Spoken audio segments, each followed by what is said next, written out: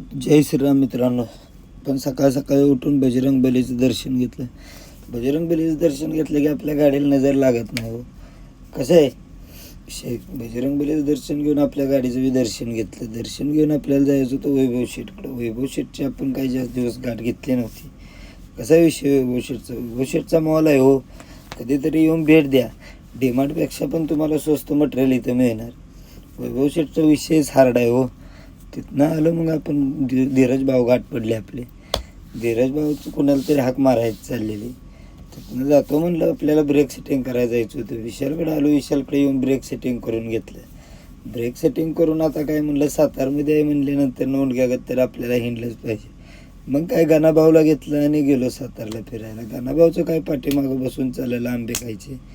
तुम्ही खा म्हणलं बाबा ना आंबे. काय तिथनं आलो. आपली गाडी येणार होती ब्रेक सेटिंग करायसाठी. अमरचा फोन आलता.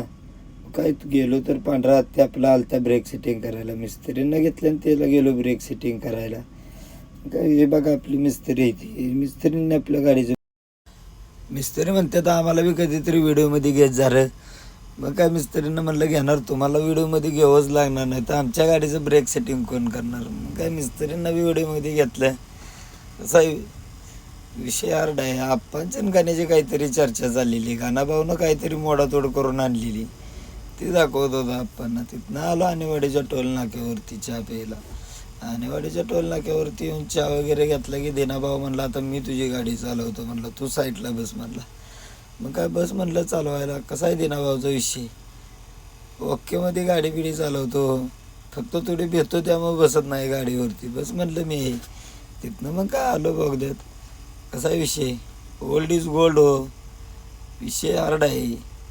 जुना आहे म्हणून कुणी बी नाद नाही करायचं हो त्याचा. काय आलो बगदा वगैरे पास करून.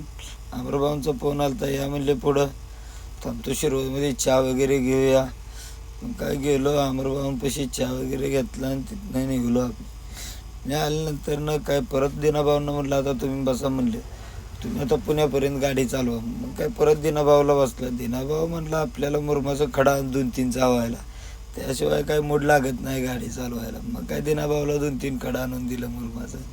तिथनं आलो मग आम्ही डायरेक्ट टोल नाक्यावरती. टोल नाक्यावरती आल्यानंतर ना काही नेहमीचाच खेळ आहे, ट्रॅफिक जाम लागायचा. काय टोल नाका कसा तरी पास करून घेतला. गुडघं पार खायला आलो टोल नाका पास करत. टोल नाका पास करून आलो पुढं घाटाला. कसा विषय आता काही रोडकुंडीला येणार हो, घाट चढून वरती जास्तोपर्यंत फुल ट्रॅफिक आहे सगळं. लोणावळा जाम लागलं. काय घरी जायचं सगळं प्लॅनिंगच विस्कडून जाते. मग काय तिथनं आलो पुढं. काय इथं आल्यानंतर ना रेंज जाते. रेंज गेल्यानंतर ना काय म्हणलं थोडा व्हिडिओ घ्यावा म्हणलं.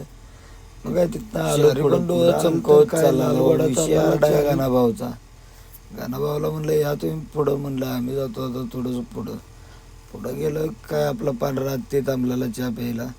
चहा वगैरे इथे येऊन घेतल्यानंतर ना त्यांना म्हणलं आता तुम्ही जावा आता म्हणलं तुमच्या रस्त्यानं, आपला रस्ता काय आता वेगळा आहे म्हणलं.